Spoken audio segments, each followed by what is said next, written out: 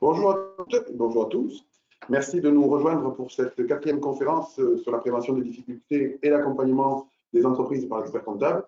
Aujourd'hui, avec nous être Jean-François Blanc. Bonjour Jean-François. Bonjour. Et nous allons traiter du thème « Quel peut être le rôle du conciliateur ou de l'administrateur judiciaire dans le rapprochement d'entreprises fragilisées ?»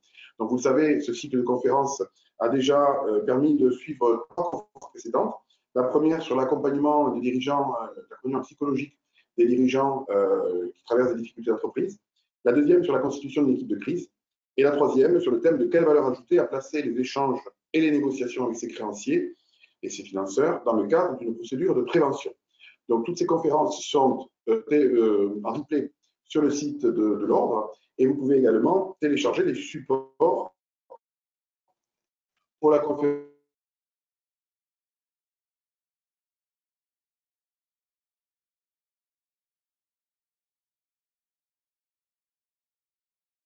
Téléchargeable également dans le GoToWebinar, dans le lien que vous avez au niveau du GoToWebinar. Donc n'hésitez pas à le télécharger, qui vous permettra donc de poser des questions et d'avoir ou de témoigner sur vos cas personnels éventuellement, et donc de pouvoir ainsi échanger avec soit vous posez des questions dans le chat avec nous. Alors pour ça, il y a 2 façons de poser une question directement dans le chat du GoToWebinar. On verra donc, on fera le scroll de tous les participants pour voir qui a levé la main et on vous donnera la parole en vous ouvrant le micro. Là, tous les micros sont fermés, mais on ouvrira le micro si vous souhaitez vous exprimer. Sinon, bien entendu, vous pouvez utiliser le chat. Donc, première d'aujourd'hui, on va essayer de voir en quoi les différentes procédures peuvent aider à la cession d'une entreprise en difficulté ou à la recherche de repreneurs. C'est-à-dire comment rendre une entreprise en difficulté plus attractive tout en protégeant le repreneur. Donc, Maître Jean-François Blanc, qui est administrateur judiciaire, donc, a choisi d'aborder ce thème en commençant par étudier tout d'abord ce que peut apporter une procédure de prévention bien amenée pour préparer la transmission de l'entreprise, avant d'aborder la problématique du prépack cession, voir le cas de l'entreprise en redressement judiciaire et en quoi le redressement judiciaire peut aider à la recherche d'acquéreurs. Donc, Maître Jean-François Blanc, je vais vous laisser la parole pour nous parler dans un premier temps d'un thème classique, je dirais, comment utiliser la prévention pour stabiliser une entreprise avant de se mettre en recherche de repreneurs. Oui, merci. Bonjour à tout le monde. Peut-être que le premier point est déjà en soi une petite surprise parce qu'on est plutôt habitué, quand on parle de prévention, à parler de prévention comme restructuration d'une dette. C'est plutôt quelque chose d'assez classique. Et effectivement, il nous a semblé qu'il était peut-être aussi souhaitable, dans le cadre de l'esprit de l'atelier d'aujourd'hui, de parler aussi de la prévention comme un outil permettant de stabiliser les entreprises en amont d'éventuelles de reprise. Alors, stabiliser pour de l'entreprise, pour les dirigeants d'entreprise qui potentiellement est un peu en difficulté et souhaitent chercher des solutions de reprise, et aussi sécuriser, stabiliser pour les éventuels repreneurs. Il y a peut-être un point qui est fondamental là-dedans, c'est de se rappeler quels sont les atouts généraux des procédures amiables, puisqu'en fait, ce sont des procédures qui, depuis leur origine, sont destinées à être souples, rapides, contractuelles par définition, puisqu'elles sont amiables. Alors, on va voir dans un petit instant qu'il y a une petite évolution par rapport à ça. Contractuelle ne veut pas dire qu'elle ne peut pas être coercitive. Voilà, il y a quelques évolutions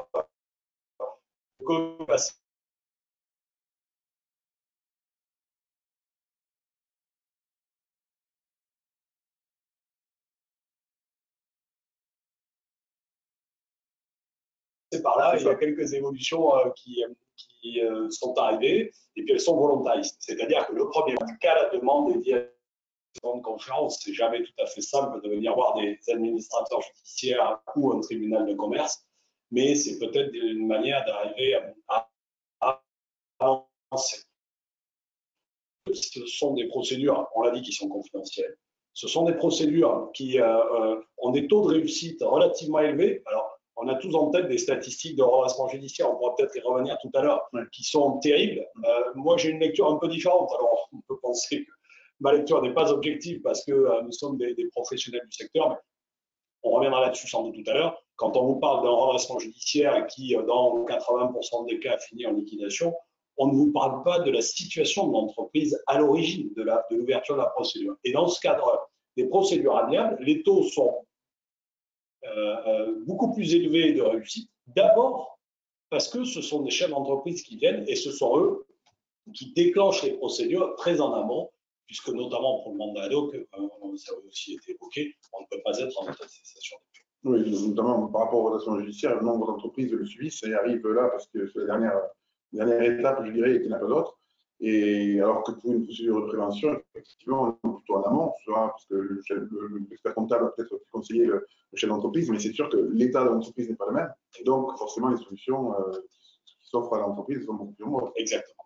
Et le dernier point peut-être donc de ces atouts généraux, et ce sont des choses qui sont évidentes quand on les voit, mais qu'il faut peut-être parfois rappeler, c'est qu'on est aussi dans un cadre juridique sécurisé. Et c'est ce qui permet peut-être aussi d'avoir cet œil, j'allais dire un petit peu plus positif peut-être de nos procédures pour stabiliser la situation d'une entreprise qui commence à avoir des difficultés, puisque on est dans un cadre où certains textes, certaines approches, certaines habitudes, certains principes de fonctionnement dans les procédures amiables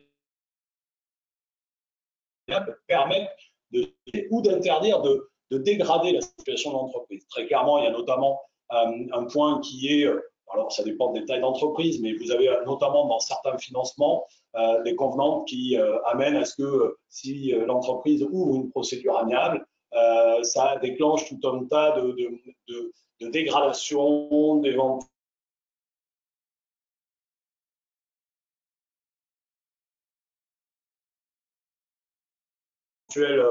exigibilité de somme. La loi là-dessus est sans ambiguïté. Ces textes sont réputés non écrits. Et donc, au biais d'une procédure amiable, de structurer également ce premier élément en disant j'ai des financements qui peuvent peut-être être un peu déstabilisés. On peut arriver déjà peut-être à aider là-dessus. Le deuxième aspect, c'est qu'il est également prévu, et on en reparlera tout à l'heure, on commence à parler d'éléments un peu coercitifs. Ouais. Mais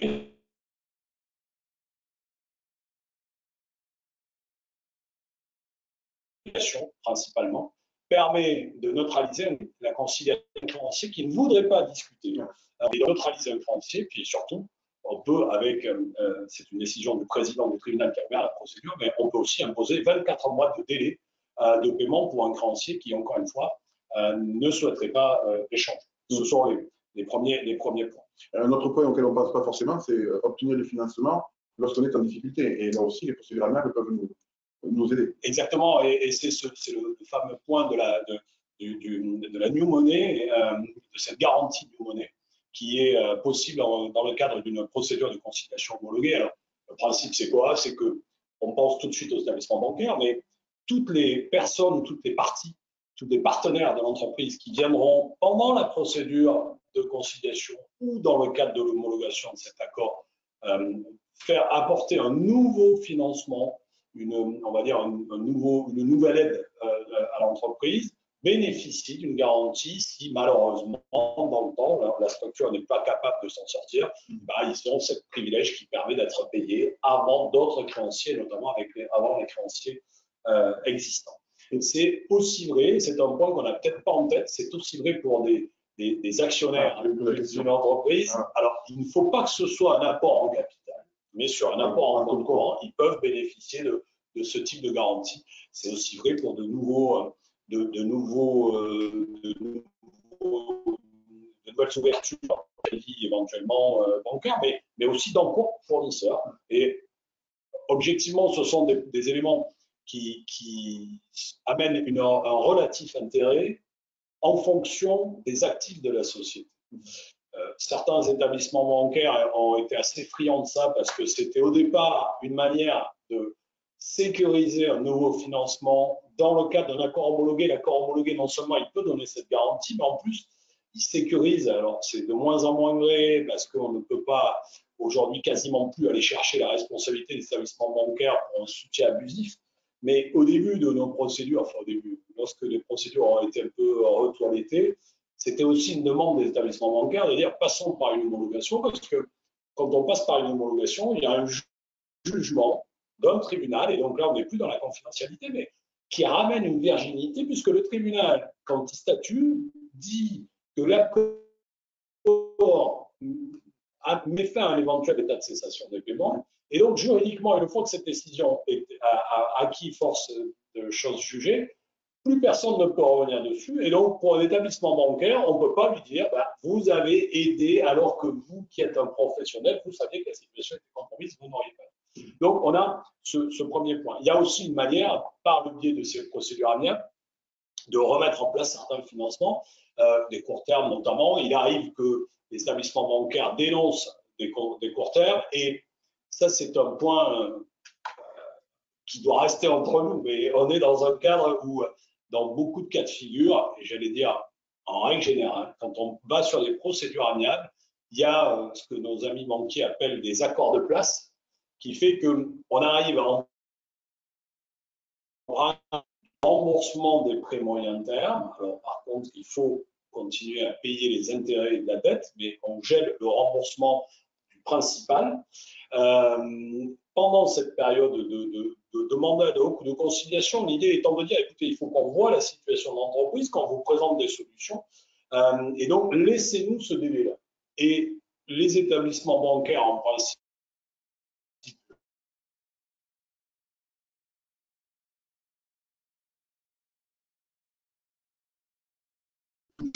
et ensuite, sur les courts termes, même lorsqu'ils sont dénoncés, en règle, et en général, tant que la discussion avance, il y avait un cadre juridique du tribunal qui nous a désignés régulièrement. Alors, le cadre, il peut être différent selon les habitudes des présidents de tribunaux, mais que vous soyez en mandat ad hoc et également en conciliation, on vient régulièrement faire des points avec le président, et du coup, bah, ça permet, notamment aux établissements bancaires dans ce cas de figure, d'accepter de proroger des dates de dénonciation, d'exigibilité de leur moyen terme, de leur court terme, et donc ça permet à l'entreprise de continuer à assurer son financement. Alors, évidemment, tout n'est pas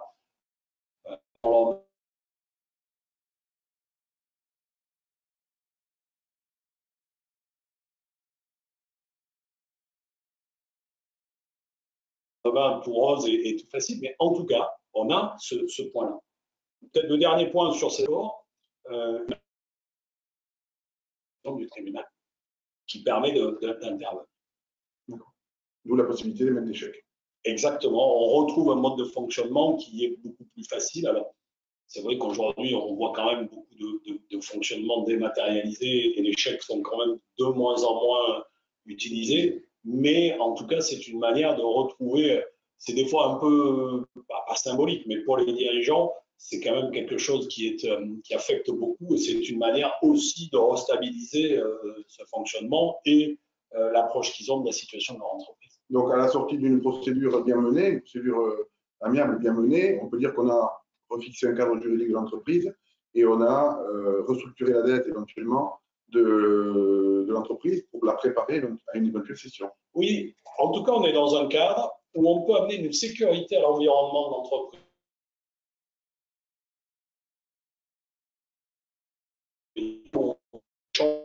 C'est-à-dire qu'on est dans un schéma où on échange avec les établissements de l'État, on échange avec les principaux partenaires. Ça peut être le cas des principaux fournisseurs.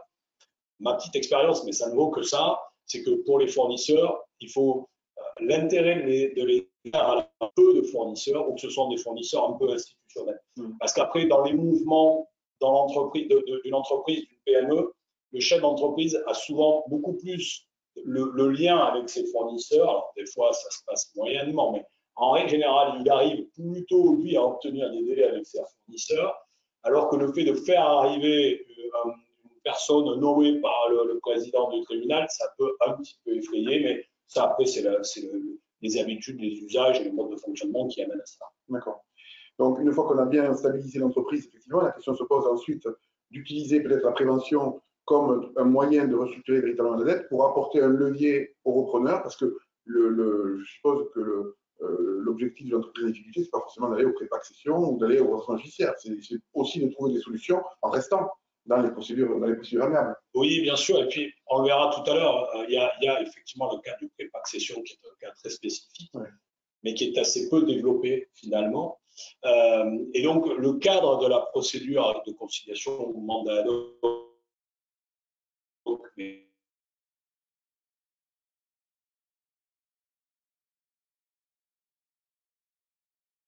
à un moment donné par la conciliation parce que c'est un petit peu plus structuré. On passe souvent, et puis il y a ces accords homologués ou constatés qui sont possibles, mais ça permet effectivement, j'allais dire les choses sur la table, excusez-moi cette familiarité, mais on dit les mêmes choses à tout le monde. Et du coup, on est véritablement en fait dans une notion où on essaie de ramener de la confiance là où l'entreprise a perdu la confiance de ses partenaires.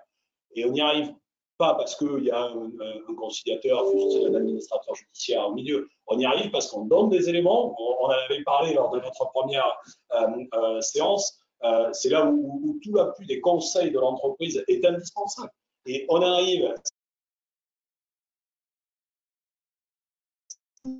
simplement parce que nous sommes dans un cadre où le côté professionnel de l'entreprise en difficulté et le fait que nous ne soyons pas les conseils de l'entreprise, justement, ça permet de retrouver. Alors, je ne vais pas laisser croire que parce qu'on part en conciliation, on trouve des solutions. Ça serait quand même très, très agréable et très flatteur. Mais en tout cas, on a beaucoup plus de chances de réussir parce qu'on essaie de ramener ce lien, cette confiance. Et dans le cas d'une recherche de solutions de cession de l'entreprise, on peut tout à fait arriver finalement à l'intérêt d'un partenaire bancaire, qu'il soit banquier, que ce soit l'État, que ce soit des fournisseurs. C'est certainement que l'entreprise la moins perturbée possible et continue son activité. Qu'on n'avait pas beaucoup de procédures. Exactement. Alors, avec l'État, parfois, c'est un peu plus compliqué pour obtenir des remises de dette. Pour être très franc, j'en ai jamais vu, ou quasiment jamais. Mais on est dans ce cadre-là où on peut peut-être arriver à échanger, à discuter. C'est parti pour sauver la dette par un accord amiable. Qu'est-ce qu'on peut dire là-dessus? Alors, je vous parlais tout à l'heure, ça revient un petit peu à ce qu'on évoquait il y a 2 secondes. Il y a cette notion de confiance. En fait, on essaie de remettre tout le monde sur les sujets fondamentaux de l'entreprise. On réunit l'ensemble des partenaires bancaires parce qu'ils sont, en règle générale, ils s'aiment tous beaucoup, mais ils ne veulent surtout pas que le voisin fasse moins d'efforts qu'eux-mêmes. Et donc, du coup, on est dans cet échange-là, et la seule manière de le faire véritablement, c'est de mettre toujours tout le monde autour de la table. On fait ça avec une nécessaire présentation de la réalité. C'est-à-dire que un chef d'entreprise peut parfois avoir du mal à dire, mais non, on va pas aller dire aux banquiers qu'on n'est pas bien, on va pas aller dire à nos fournisseurs qu'il faut qu'ils nous donnent plus de délais, on va pas dire à un banquier que on va pas pouvoir payer l'échéance d'emprunt, etc. Alors qu'en fait, la seule manière d'arriver à avoir un cadre qui permet d'aller favorablement vers stabiliser la situation de l'entreprise, c'est de dire les choses.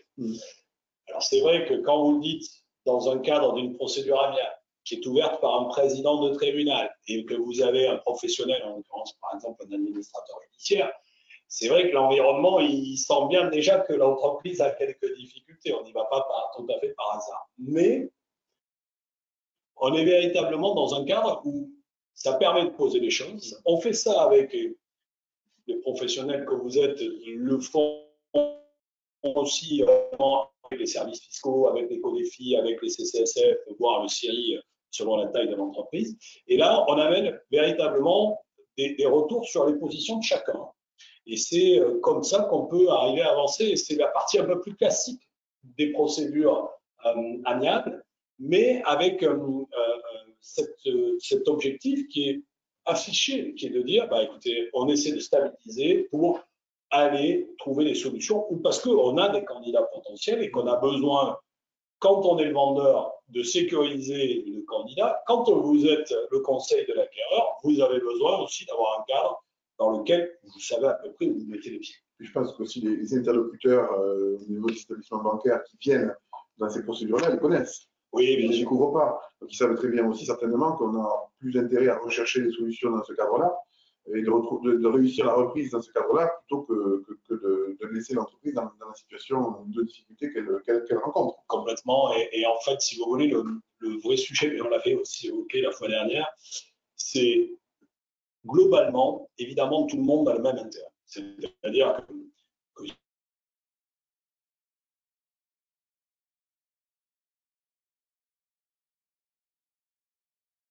quel que soit le partenaire de l'entreprise, son intérêt, c'est que l'entreprise continue à le payer, continue à lui faire des achats, et que, sauf qu'à un moment, effectivement, les intérêts des uns et des autres peuvent être un peu différents, et c'est ce moment-là qui est parfois un peu compliqué à gérer. Au sein d'un pool de banques, vous pouvez en avoir qui, pour des raisons politiques de leur établissement, parce qu'ils sont moins engagés que d'autres, veulent sortir. Et là les débats commencent à être un tout petit peu plus compliqués. Mais il y a une réalité qui s'impose aussi à tout le monde. C'est que même si vous avez un partenaire bancaire qui ne veut pas suivre, qui dit mais moi je veux sortir, si l'entreprise n'est pas en capacité de faire face à sa demande,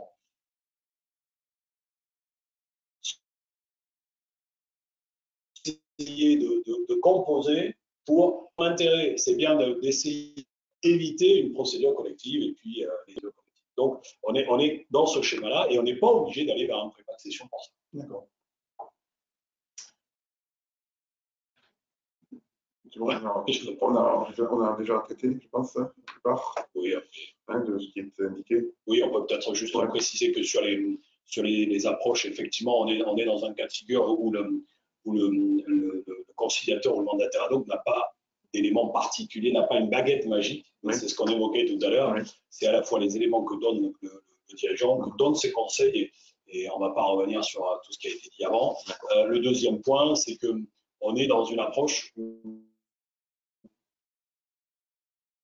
en théorie, parce qu'on voit que les choses évoluent, mais au moins en théorie, on peut tout imaginer comme sortie dans le cadre d'une procédure amiable. S'il faut des abandons, s'il faut remettre des financements, s'il faut réétaler, s'il faut que des fournisseurs fassent des efforts. Il y a un point qu'on n'a pas évoqué dans le document, mais qui est aussi une évidence, c'est qu'on va se retourner aussi vers l'actionnaire. Et qu'on va demander aux actionnaires ce dont ils sont en mesure, ce qu'ils sont en mesure de faire. Tout ça, on l'avait évoqué précédemment. Donc là, on a vu la conclusion même de l'accord amiable. On va voir maintenant quels sont les avantages. On traitera peut-être aussi un petit peu du cas des PGE, parce que c'est un sujet qui nous intéresse aussi professionnel beaucoup. Quels sont les avantages de l'accord amiable? On est pour les principaux créanciers à la fois dans un cadre où on connaît la situation, parce qu'encore une fois, si on ne dit pas les choses, ça amène un trouble qui fait qu'on n'arrivera pas à trouver une solution. On est dans un cadre où la sécurité juridique de cette négociation, elle est réelle. Encore une fois, encore plus si on va vers un accord constaté ou homologué. Il y a une notion également qu'on n'a pas soulevée là, mais qui est quelque part dans le document, qui est la notion de temps. Nous sommes sur des procédures qui sont régulièrement, alors assez courtes, les dirigeants pensent toujours que ce n'est pas assez court, mais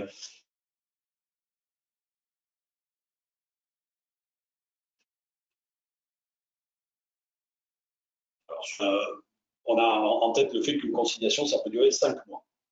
Souvent, il y a pas systématiquement, mais de commencer par un mandat ad hoc pour avoir un peu plus d'espace, de temps, parce que là, il n'y a pas de délai, et parce que selon la taille de l'entreprise, le nombre de participants, si vous mettez 2-3 établissements bancaires, vous mettez 2-3 fournisseurs, vous mettez l'État au milieu, le temps d'avoir les accords avec les uns et les autres, 5 mois, c'est relativement court, paradoxalement, parce qu'ils vont vous demander des situations, parce qu'ils vont vous demander à pointer certaines choses. Et puis quand on rédige, vous vivez au quotidien, il y a toujours quelqu'un qui a une lecture un peu différente, qui veut que la virgule soit là ou là, et donc ça prend du temps. Est-ce qu'on a pas intérêt à faire un mandat ad hoc préalable? C'est souvent un petit peu la démarche, mais on est sur une situation où l'environnement dans lequel on est aujourd'hui, et vous devez le vivre comme nous, fait qu'il y a une telle...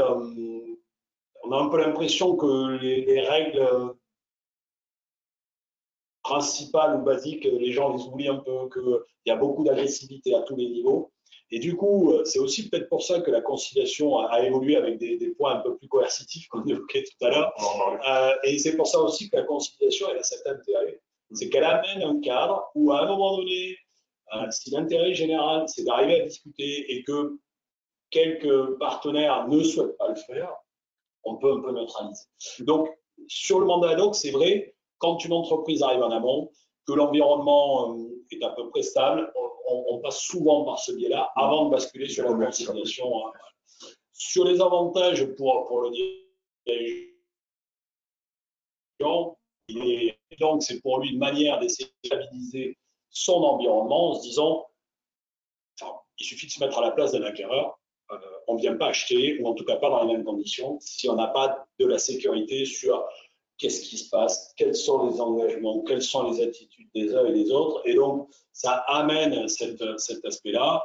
Et l'accord, qu'il soit constaté ou homologué, plus encore lorsqu'il est homologué, ça amène force exécutoire. C'est-à-dire qu'on peut aussi partir sur une procédure amiable, ne pas forcément amener tout de suite l'option de la cession, mais en se disant, bah, je peux sécuriser ça parce que je sais que je peux céder demain. Et quand vous arrivez face à des acquéreurs et que vous pouvez leur dire, mais monsieur, regardez, j'ai sécurisé les financements pendant X temps, j'ai cet accord sur tels approvisionnements et j'ai un étalement CCSF de temps de délai, et que ça fait l'objet d'un accord constaté ou homologué, ça amène quand même objectivement une situation différente. Bien sûr. Le focus sur les PGE, ce sont des sujets d'actualité réelle, je pense, pour les experts comptables qui doivent être les premiers aussi à être contactés par les dirigeants. Oui, on est quand même, on dit qu'il y a d'autres moyens, je dirais, que les procédures, notamment en passant par oui, la médiation du crédit, merci. Bon, pour les PGE de 50 000 € ou plus. Donc, il y a peut-être effectivement à regarder au niveau des procédures amiables et en particulier de la conciliation. Oui, et c'est assez, c'est quelque chose qui est, je ne sais pas si c'est intéressant, le terme n'est peut-être pas le bon, mais nous avons des contacts avec des professionnels, avec des chefs d'entreprise qui viennent et qui nous disent, mais j'ai demandé 2 ans, mais on me dit que mon dossier n'est pas pris, etc. Et en fait, la procédure amiable et la procédure de conciliation en particulier, encore une fois, sont des outils qui permettent de s'affranchir de cette notion de délai, de montant et de durée, au moins en théorie. Je vais revenir sur le concret, mais si vous voulez, la procédure amiable et encore une fois le constat ou l'homologation, c'est un moyen qui a été acté comme pouvant être une décision de justice qui évite aux banquiers de perdre la garantie de l'État, puisque depuis qu'on est arrivé, enfin le sujet, quand les entreprises ont commencé à dire mais comment allons-nous rembourser, on ne va pas y arriver, le sujet principal des banques était de dire mais nous on ne peut pas vous accorder quoi que ce soit parce qu'on risque de perdre la garantie de l'État. Et ça, ce sont des circulaires qui ont été établies pendant l'été 2021. Il est expressément acté que les procédures amiables permettent aux établissements bancaires de ne pas perdre cette garantie. Et du coup, après, il n'est rien dit d'autre dans ce cadre juridique.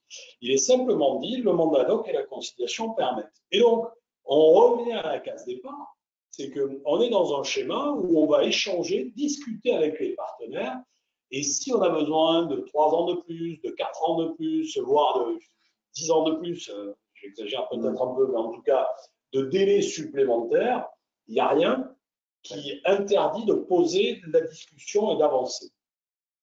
Il est de la même manière, rien n'interdit d'essayer d'avoir des remises de montants de PGE.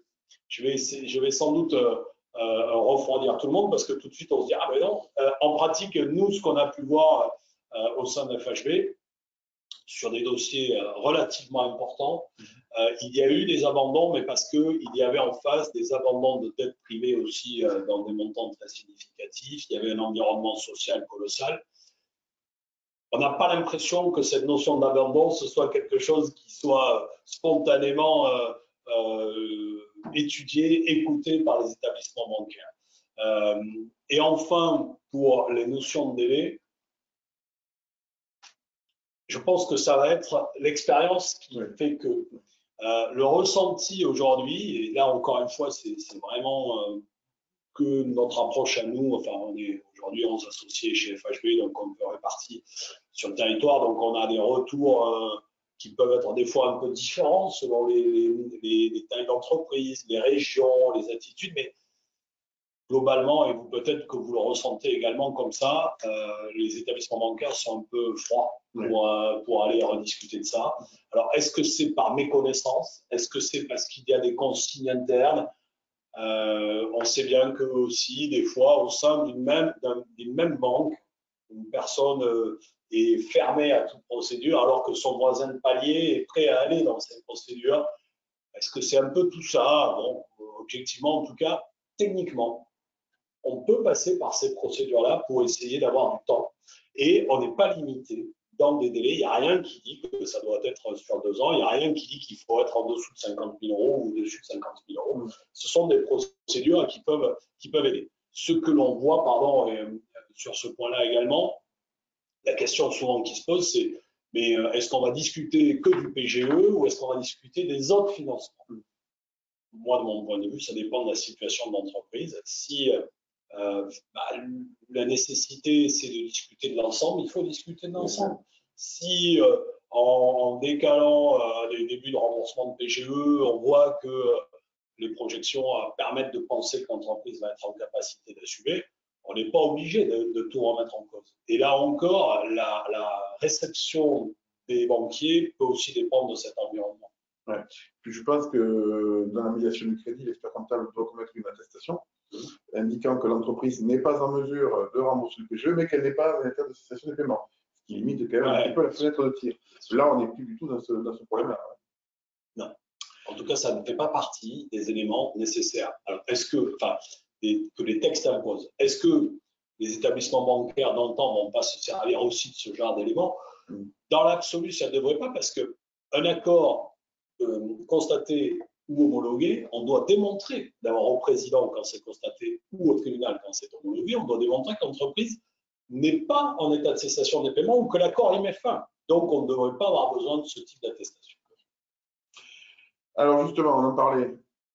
Les mesures coercitives, on parle de procédures amiables, donc qui laisseraient entendre qu'effectivement chacun est libre, totalement libre d'accepter ou non les propositions qui sont faites, mais il y a quand même des mesures coercitives et c'est assez nouveau.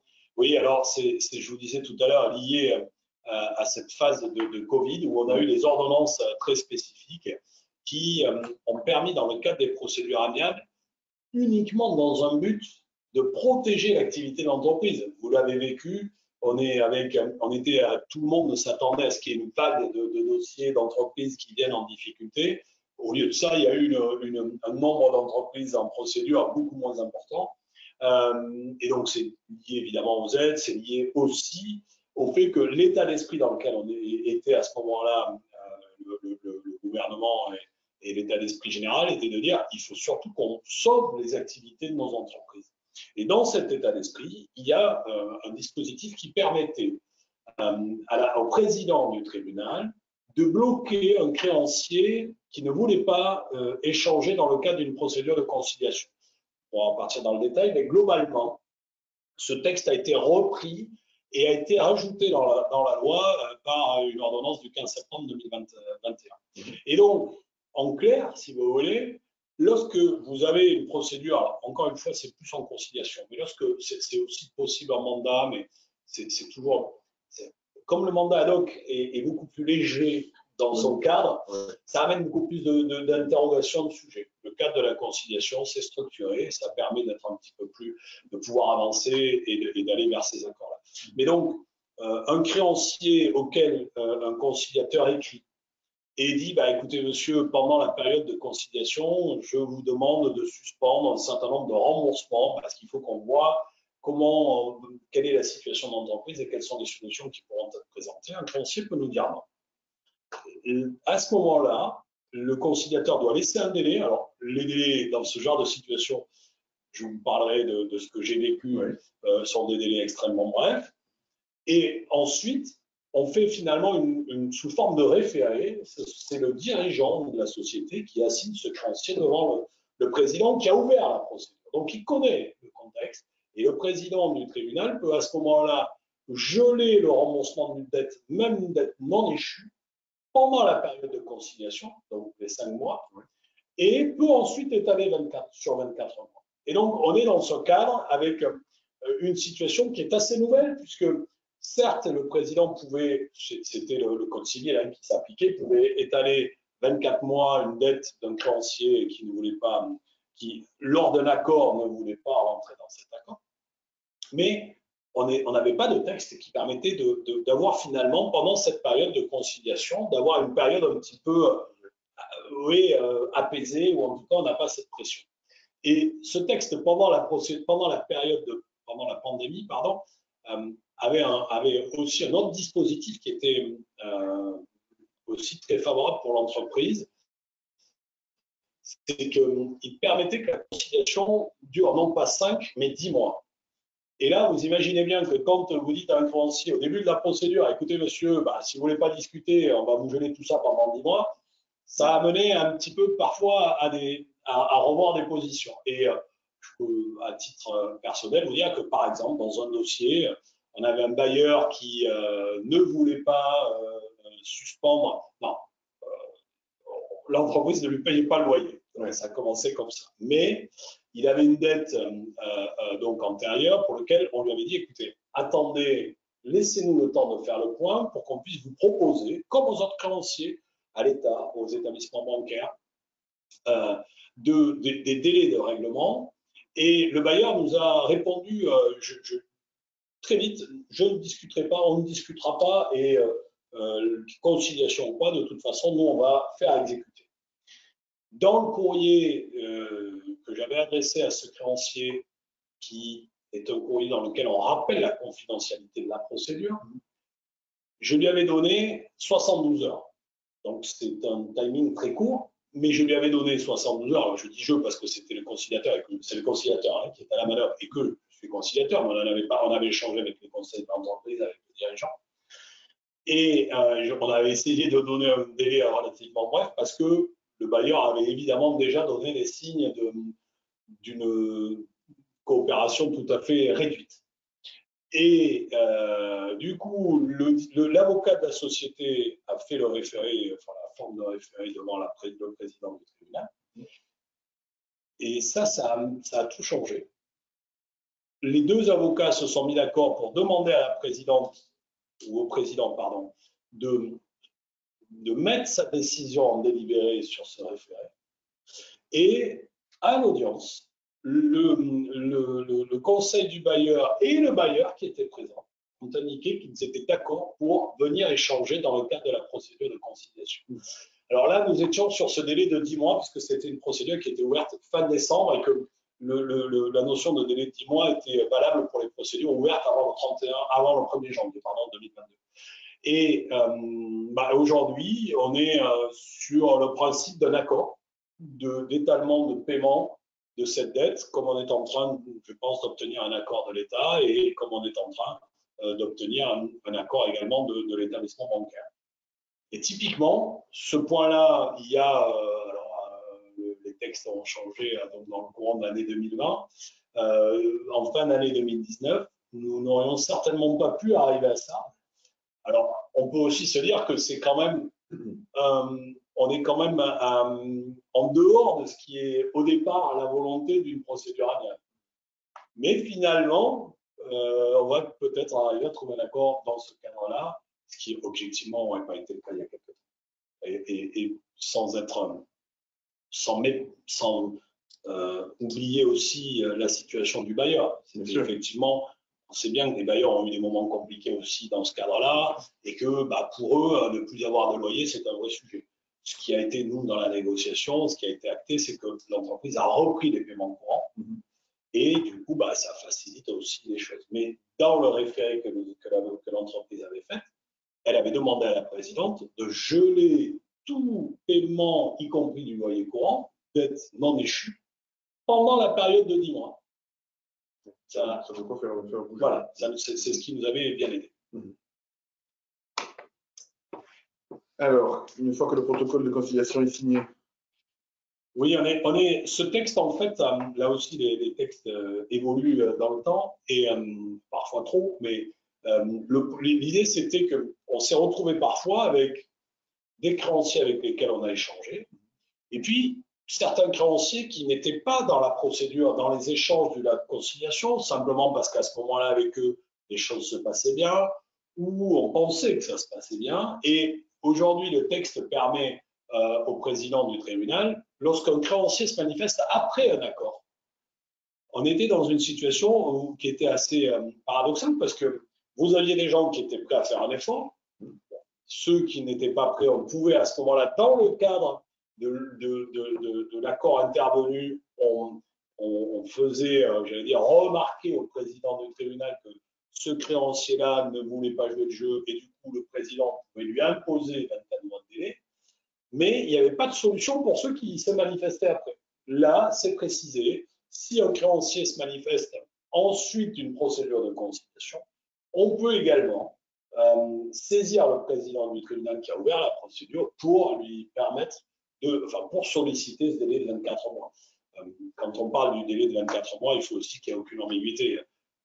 Dans l'esprit, on se dit tous que le principe, c'est qu'on peut étaler et finalement même payer une fois en 24 mois ou avoir des progressivités, etc. Le président du tribunal est là pour équilibrer les choses aussi. Hein. Donc, dans une discussion, une négociation, on peut faire un peu les malins en disant on va vous imposer 24 mois et vous serez payé que le 24e mois. La réalité, c'est pas tout à fait ça. Le président est sensible quand même au tissu économique de son charge, ce qui est tout à fait normal.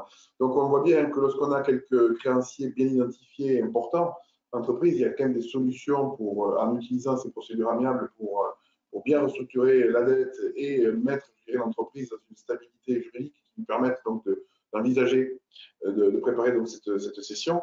Ça, je pense que c'est un argument qu'on peut avancer auprès de nos clients, notamment parce qu'on a souvent des clients qui ont toujours des solutions individuelles. Alors, je vais aller voir tel créancier ou je vais voir tel autre créancier et je vais essayer de négocier un par un. Là, l'avantage de cette procédure, c'est qu'on va négocier sur un ensemble de créanciers identifiés. Oui, et puis je pense qu'il y a un stade où même dans des entreprises de taille réduite, le terme n'est pas du tout péjoratif parce qu'on pourrait dire dans des entreprises d'un certain niveau de volume d'affaires ou d'effectifs, c'est plus compliqué d'aller voir les uns et les autres, de discuter individuellement. Mais même sur des entreprises d'une taille plus modeste, c'est d'abord une approche qui est chronophage pour les dirigeants, qui les déstabilise souvent. On en a parlé et ça faisait l'objet des premiers ateliers que vous aviez fait avec mon confrère Sébastien Migreux. Et il y a ça aussi, c'est-à-dire que bien sûr que les procédures amiables, on ne rentre pas tout à coup d'un monde où tout est noir à un monde de rêve. Mais en tout cas, on peut être dans un environnement qui stabilise et qui amène les gens à poser les choses un peu plus simplement et peut-être aussi finalement de ne pas être à la merci d'un accord qui soit trop déséquilibré. Alors bien sûr, si on n'arrive pas à poser les choses et à faire adhérer les principaux partenaires, bien sûr qu'il y a des échecs. Mais un chef d'entreprise qui va s'occuper de ça, et je ne cherche sincèrement pas à prêcher pour ma paroisse parce que c'est pas l'idée. Quand une entreprise a des difficultés, ce qu'il faut, c'est trouver la bonne solution. Parce que les choses vont tellement vite que des fois, il ne faut pas passer par des procédures amiables. Mais en tout cas, dans la réflexion, l'élément de pouvoir se dire on est dans un environnement où on n'est pas tout seul et où finalement, en mettant encore une fois, c'est des sujets qu'on a abordés, mais les conseils, les projections qu'on peut avoir, la lecture que chacun peut avoir dans l'entreprise, c'est aussi ça qui peut aider à se dire ah ben oui, cet accord-là, il faut le prendre, ou celui-là, il ne faut pas le prendre. Et c'est aussi à ce niveau-là, à mon avis, que ça peut aider. Ouais. Très bien. Alors, on a vu l'intérêt de la procédure préventive dans ce cadre-là, soit pour préparer, soit carrément pour sceller l'entreprise dans son cours. Parfois, malheureusement, on n'a pas la solution pendant la procédure préventive et donc on se retrouve en procédure collective et on envisage la cession de l'entreprise à l'intérieur d'une procédure collective. Toutefois, il y a peut-être une première mesure qu'on peut détailler qui permet de faire un petit peu la jonction entre les deux, puisqu'elle commence à se préparer pendant une procédure préventive et elle va se terminer pendant une procédure collective. C'est donc le prépa-accession. Oui, alors, vous ne trouverez pas ça du tout dans les textes, mais c'est en fait effectivement une espèce de procédure mixte. C'est exactement ce que vous disiez, Eric, c'est qu'on est dans un cas de figure où on essaie d'utiliser le cadre des procédures amiables, voilà, avec une volonté affichée aussi d'essayer de trouver la solution qui fait perdre le moins de valeur sur l'entreprise. En pratique, certains secteurs d'activité sont évidemment plus concernés par ça. Mais le fond de la réflexion, c'est de se dire, dans certains domaines, le fait de rester dans la confidentialité pour chercher des solutions de reprise, ça peut être fondamental. Ça peut être une manière d'éviter une déconfiture la plus absolue. J'ai moi eu par exemple un petit groupe qui faisait des pavillons clés en main et pour lequel il avait été au départ mis en place une procédure de mandat ad hoc puis de conciliation. Les actionnaires étaient des fonds qui, à un moment donné, ont dit on ne mettra plus un euro dans la boîte. Et donc, à ce moment-là, il faut trouver des repreneurs. Il y avait à peu près 400 chantiers en cours, avec évidemment, j'exagère, mais presque autant de sous-traitants, avec évidemment des familles dans des situations, même si pour certaines, c'était juste lever une dernière réserve, pour d'autres, c'était le chantier qui commençait. Donc, vous voyez le panel de situations délicates qu'il peut y avoir. Et du coup, les dirigeants ont envisagé, enfin, on a échangé ensemble avec leurs conseils et on est allé vers une procédure de pré-accession en se disant, si demain, l'environnement sait que l'entreprise est à ce point en difficulté, non seulement on va perdre une éventuelle valeur de vente de l'entreprise, c'est un peu relatif dans nos situations, mais on va perdre de la valeur, mais en plus de ça, on va amener une panique à la fois avec les sous-traitants et avec les familles concernées, qui va faire qu'on n'aura pas de solution. Les sous-traitants ne vont plus vouloir venir travailler, les familles vont exiger tout un tas de choses, légitimement parfois, de l'entreprise qu'elle ne pourra plus assumer, et donc on va nécessairement aller vers une liquidation judiciaire. Accessoirement, il y avait 95 ou 100 salariés, et donc tout cet environnement, évidemment, était quand même assez délicat. Et du coup, le fait de passer par un pré-accession, ça a permis de rechercher des solutions de reprise. Et le pré-accession, l'idée, c'est de dire, on essaie de trouver des solutions de reprise, et si ces solutions ne permettent pas de payer toutes les dettes de l'entreprise, il faut qu'on ait une autorité qui permette la reprise. Et ça, si vous avez un client qui a 100 de dettes, un acquéreur qui vous dit, mais moi, je vais en faire 50, vous avez un vrai problème de fond et un vrai problème juridique. Une des seules manières pour sécuriser ça, c'est d'aller vers une procédure collective, parce que, notamment en redressement judiciaire, c'est possible aussi en liquidation judiciaire. En sauvegarde, c'est un peu plus compliqué, parce qu'en sauvegarde, il ne peut pas y avoir de cession forfaitaire de l'entreprise, mais c'est principalement dans le cadre de redressement ou liquidation avec maintien d'activité. Moi, je pense qu'il vaut mieux passer par un redressement, on pourra parler de ça plus tard. Mais donc, l'idée, c'est de dire, le redressement judiciaire permet, ou la procédure collective permet au tribunal d'autoriser une cession forfaitaire de l'entreprise. Et ça, juridiquement, c'est sécurisé. Et donc, on joint tout un tas de démarches qui se font dans le cadre amiable pour ensuite basculer dans le cadre de la procédure de redressement judiciaire. Donc, cette définition légale elle est donnée par l'article L611-7 du Code de commerce. Et donc, c'est quand même une disposition qui est récente, puisqu'on le voit sur le support. La création du prépack date de l'ordonnance du 12 mars 2014. Donc, on est vraiment sur quelque chose d'assez récent. Oui, en fait, c'était quelque chose qui s'était fait parfois sans que ça ait ce titre et ce cadre véritablement reconnu, surtout dans des aspects immobiliers d'ailleurs, bien souvent. Ouais.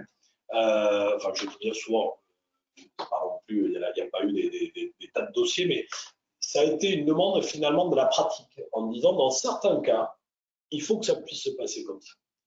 La difficulté de l'exercice, c'est qu'il faut aussi ne pas tomber dans un schéma où un chef d'entreprise arrive en disant, écoutez, j'ai mon ami Pierre qui veut me reprendre mon entreprise, il va accessoirement me garder et me faire un petit contrat de travail pour que je puisse quand même vivre. Et donc, il faut qu'on le lui vende. Et finalement, écoutez, le prix, c'est pas quand même un grand sujet. Socialement, bon, il faut faire un effort, mais après tout. Et donc, il ne faut pas que l'on arrive avec une solution qui donne l'impression que tout ça, c'est fait entre amis. Ce n'est pas le but. Et du coup, la difficulté de l'exercice, de mon point de vue, c'est qu'il faut à la fois amener ça en confidence, avec cette confidentialité, je l'évoquais tout à l'heure par exemple pour les maisons individuelles, mais en même temps, il faut qu'on arrive devant le tribunal en lui démontrant qu'on a fait toutes les démarches. Alors, est-ce que quand le verre est à moitié plein ou à moitié vide, on peut dire qu'on a fait toutes les démarches pour y arriver, ou qu'en tout cas, on a fait ce qui était possible pour essayer de trouver la meilleure ou la moins mauvaise des solutions. Et là, du coup, on est obligé de dépasser un peu la notion de confidentialité. Comment vous pouvez démontrer à un tribunal que vous avez cherché là où les meilleures solutions si vous ne démontrez pas que vous avez cherché? Et donc, du coup, il y a ce petit côté-là qui fait aussi, à mon avis, qui est aussi une des raisons pour lesquelles le pré-accession est finalement assez peu développé, parce qu'il y a cet équilibre à trouver.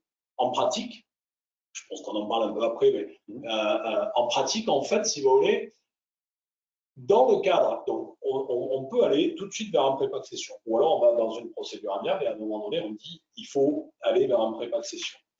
La loi prévoit que les créanciers, les principaux créanciers avec lesquels vous discutez dans le cadre amiable doivent donner un avis ou doivent être informés. Donc, typiquement dans notre dossier, on était en conciliation, j'ai écrit aux principaux créanciers avec lesquels on discutait, on disait écoutez, on envisage le dirigeant envisage de solliciter l'ouverture d'un pré-accession et donc la loi fait que vous devez donner un avis. Alors, le problème, c'est que ça donne un signal à ces créanciers qu'ils risquent de ne pas être payés.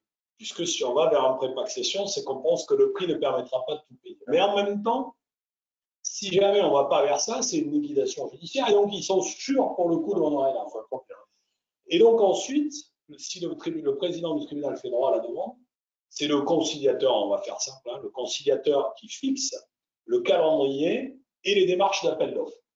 Et dans notre cas de figure, par exemple, on a basculé en pré-accession mi-octobre et j'avais fixé une date limite de dépôt des offres mi-novembre. On a eu un certain nombre de candidats et finalement, on a eu une seule offre de reprise. Quand vous avez l'offre, vous allez voir, les dirigeants doivent démontrer qu'ils sont en état de cessation des paiements. Donc là, on bascule dans le cadre du redressement judiciaire. Et quand ils vont demander l'ouverture du redressement judiciaire, ils doivent démontrer au président, enfin au tribunal pour le coup, que les démarches qui ont été faites sont des démarches qui finalement sont assez proches, voire identiques à ce qui pourrait être fait dans le cadre du redressement judiciaire. Et l'intérêt de ça, c'est que si le tribunal et le parquet considèrent que ces démarches ont été suffisantes, il fixe tout de suite une date d'examen des offres. Au lieu d'ouvrir une période d'observation de 6 mois et puis de dire si on est en redressement judiciaire, il faut faire des démarches, chercher des solutions, faire des appels d'offres, permettre un accès à une data room, etc. Là, nous, dans notre cas de figure, donc la procédure a été ouverte mi-novembre et la date d'examen des offres initialement était fixée au 8 ou au 10 décembre. Donc, très court. La loi prévoit quand même que, donc ça, il faut que d'abord le tribunal soit d'accord avec ça, et c'est lui qui fixe la date. Ensuite, la loi prévoit que dans les 8 jours avant cette audience d'examen des offres, des gens qui seraient intéressés, des candidats, de nouveaux candidats, peuvent déposer une offre. Et donc, on est dans ce cas de figure où, si vous voulez, l'idée, c'est de dire, on essaie de perdre le moins de temps possible pour sauver l'activité, mais quand même, si des tiers peuvent arriver avec un projet, ces tiers-là, on va les entendre et ils viendront comme n'importe quel autre rang. Et on le voit là dans la phase 1, donc lorsque la mission de pré-accession se déroule durant la procédure amiable, ce pré-accession va être envisagé pendant une procédure préventive qui va durer 5 mois maximum. C'est pas trop court, 5 mois? Pour être très franc avec vous, c'est un peu sportif. Ouais.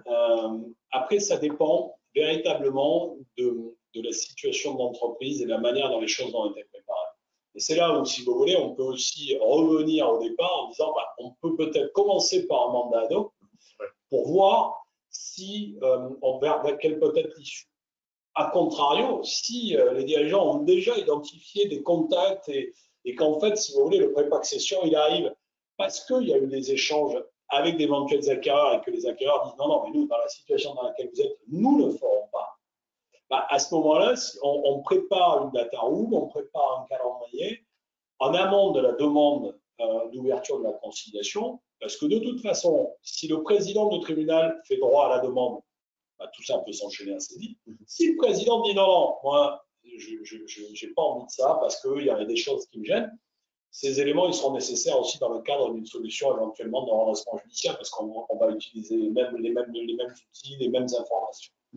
Juste par exemple, dans votre cas de figure dont je vous parle, il y avait eu des échanges. Donc, à partir du moment où les dirigeants, où les fonds ont dit on ne mettra pas de moyens financiers, les managers en place ont commencé à sonder l'environnement des acteurs un peu plus importants qu'eux, etc. Et les contacts avec ces éventuels candidats, ils ont commencé avant la demande de prépaccession. Ça a été aussi un élément qui a été transmis au tribunal. Ils disaient, écoutez, on est véritablement à un stade uniquement des intentions. Mais en tout cas, on a déjà 3, 4 contacts possibles de gens pouvant peut-être être intéressés.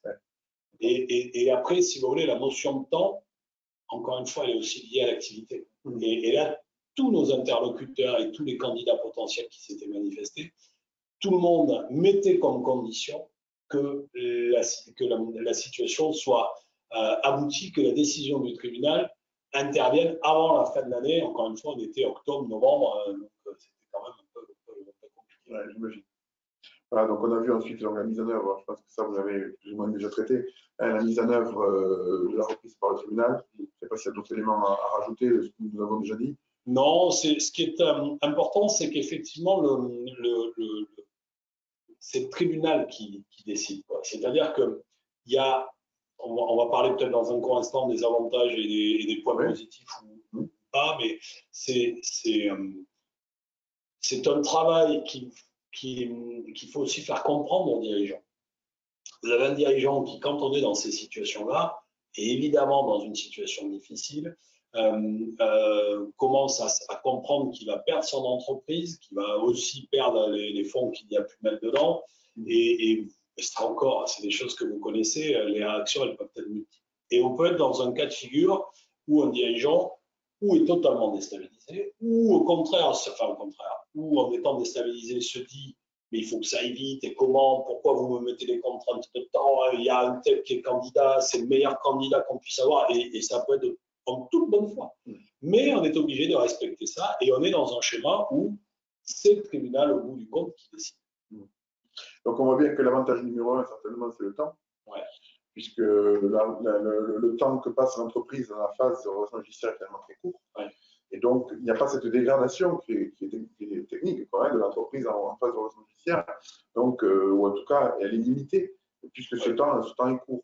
Vous parlez de la confidentialité aussi, des avantages, qui est quand même relative, on l'a vu, par rapport à la recherche de repreneurs.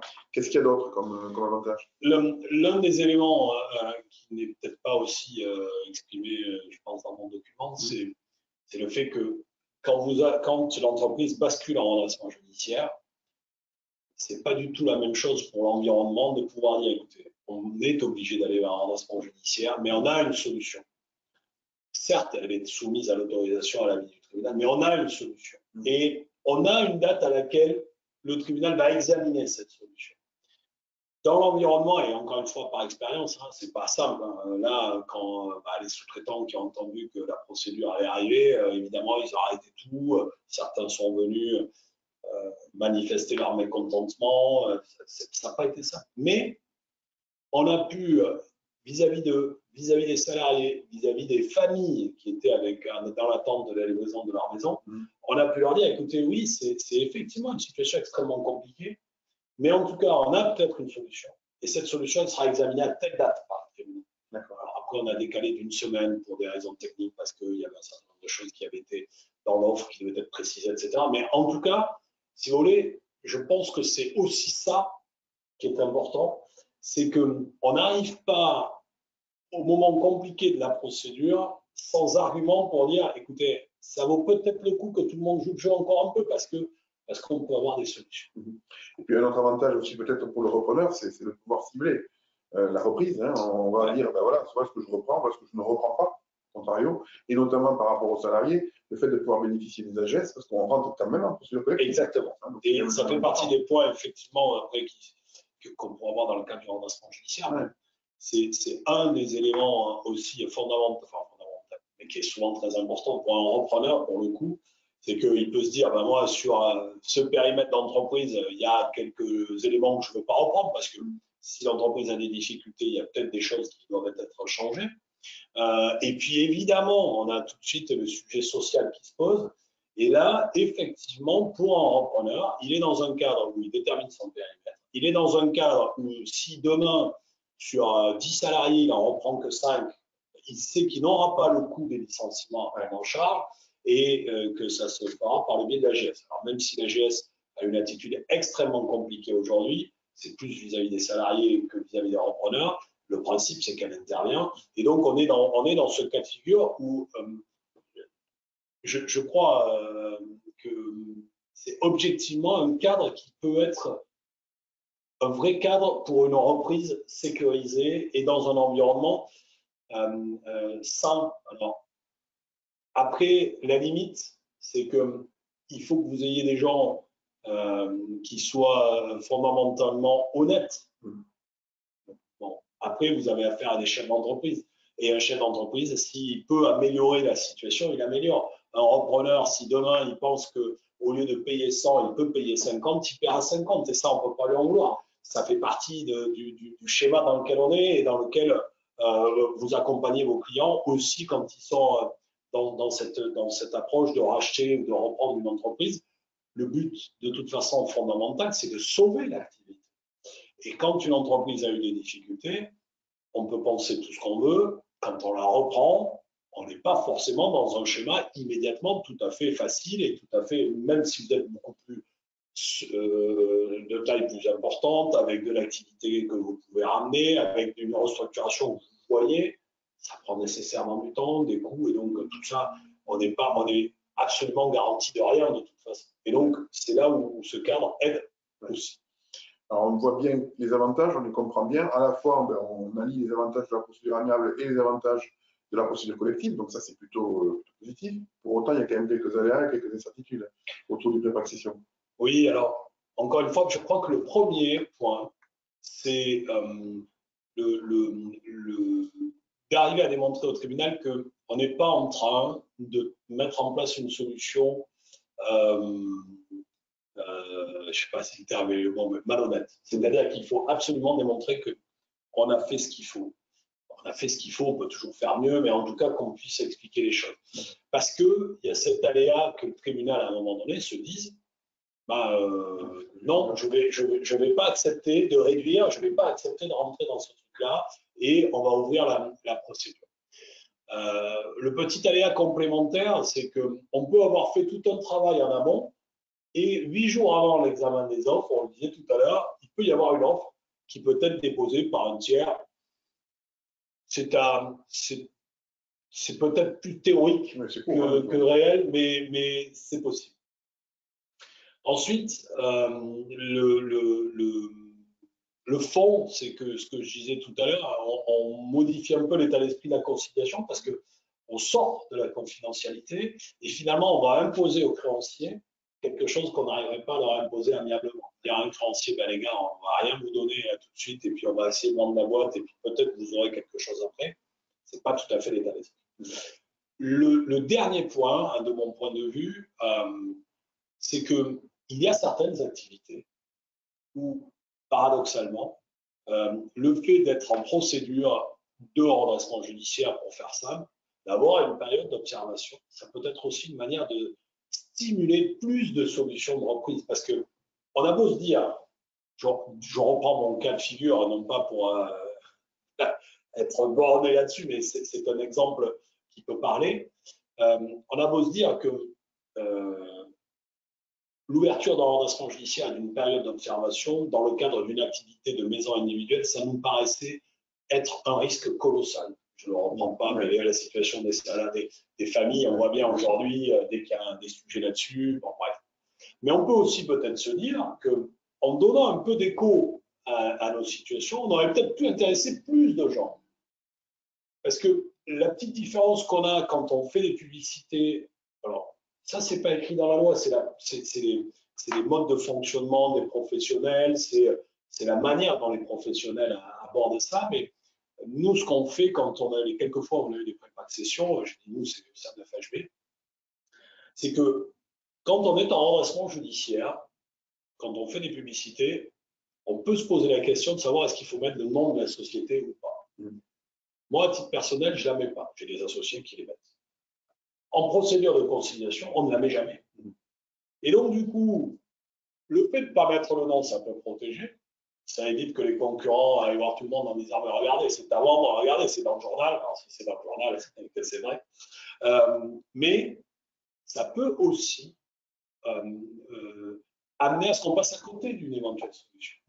Et ça, c'est aussi ce petit inconvénient qui peut être, enfin cet inconvénient qui peut y avoir dans le cadre des conciliations ou du prépaccession plus particulièrement. Donc, vous me trouvez une transition formidable, puisque on a vu donc le prépaccession. Bon, parfois, il n'est pas possible de faire un prépaccession, soit parce que le tribunal ne l'a pas accepté, voilà, soit parce qu'on ne se retrouve pas dans cette situation-là. On se retrouve en redressement judiciaire et on est amené à envisager la cession de l'entreprise au travers du redressement judiciaire. Donc, qu'est-ce qu'il en est de la recherche de l'acquéreur lorsqu'on est en redressement judiciaire? Alors là, j'ai l'impression qu'on se place plus du côté repreneur que du côté cédant, puisque bon, quand on arrive au redressement judiciaire, on n'est pas forcément dans les mêmes situations que lorsqu'on est en procédure préventive et qu'on s'intéresse à la cession de l'entreprise. Il y a un point peut-être qu'il faut préciser, parce qu'on pourrait dire, mais du coup, pourquoi on passe pas systématiquement par le prépaccession? Le prépaccession, ça sous-entend que l'entreprise est capable quand même de continuer à fonctionner normalement pendant cette période de conciliation. C'est la grande différence avec le redressement judiciaire où là, l'entreprise arrive, elle est en état de cessation des paiements et où cette période d'observation, ok, on ne doit plus créer de dette, mais en tout cas, on est dans un schéma, si vous voulez, de temps où le quotidien de l'entreprise n'est pas du tout le même. Alors, en redressement judiciaire, oui, on est plutôt là dans un schéma de repreneur, mais c'est aussi une lecture. Il y a à mon sens, une réalité, c'est qu'on ne va, c'est pas jamais, il faut toujours être modéré dans les propos, mais on ne va quasiment, c'est extrêmement difficile d'aller vers une cession d'une entreprise si le dirigeant n'en est pas d'accord. Et en pratique, on va vers une cession de l'entreprise quand la structure n'est pas capable d'aller vers un plan de continuation. Parce que c'est quand même le but premier du redressement. Exactement. Et c'est une vraie réalité. C'est-à-dire que, évidemment, on trouvera des cas de figure de dirigeants qui vous diront mais moi, on va imposer la cession, etc. C'est juste une réalité économique. Il y a des moments où une entreprise qui arrive, on le disait au début de nos échanges, une entreprise qui arrive avec un passif colossal, il faut qu'elle arrive à dégager une rentabilité énorme pour pouvoir rembourser ses dettes, même si elle a 10 ans, qui peuvent être imposées par le tribunal. Et puis, il y a aussi des dirigeants qui constatent qu'ils n'y arriveront pas et aussi qu'ils n'y arriveront pas parce qu'ils n'en peuvent plus. Et là, ça touche aussi, encore une fois, au-delà des ateliers qui sont déjà intervenus, ça touche aussi au déclenchement des procédures. Parce que quand vous déclenchez une procédure amiable en amont, vous n'êtes en mandat d'eau, vous n'êtes pas en état de cessation des paiements. Certes, la situation est compliquée, mais elle n'est pas compliquée depuis des mois et des mois. Quand vous êtes dans un redressement judiciaire, pour être en état de cessation des paiements, souvent ça met du temps. Souvent d'ailleurs, et c'est aussi pour ça qu'il n'y a pas eu beaucoup de procédures collectives ouvertes pendant le confinement, pendant la pandémie, parce que l'URSSAF avait des consignes de ne pas assigner. Et c'est souvent le déclenchement de l'ouverture d'une procédure, soit parce que les dirigeants reçoivent une mise en demeure et que du coup, il y a un moment où ça leur fait peur, parce qu'il y a aussi une responsabilité quand vous commencez à plus payer les parts salariales ou que vous avez des fiscalités que vous ne payez pas, de la TVA, etc. Enfin, là encore, j'enfonce des portes ouvertes chez les experts comptables, mais on est dans ce cas de figure où du coup, les dirigeants, finalement, attendent, et puis quand ils reçoivent ce genre de mise en demeure ou autre, là, ils viennent vers les procédures. Et parfois, ils n'en peuvent pas. Donc, premier point, c'est qu'on va vers une solution de cession, franchement, dans la quasi-intégralité des cas, avec l'accord du dirigeant. Et ça, c'est quelque chose qu'on n'imagine pas parce qu'on croit que c'est une sanction. Ça n'est pas ça l'état d'esprit. Ensuite, la loi prévoit les cessions comme étant, on met dans le texte, subsidiaires. Alors, on peut faire des interprétations, mais il est clairement dit que c'est à défaut. Autant la loi dit que les tiers, dès l'ouverture d'une procédure de redressement judiciaire, les tiers intéressés peuvent se manifester auprès d'un administrateur ou d'un administrateur pour une éventuelle reprise.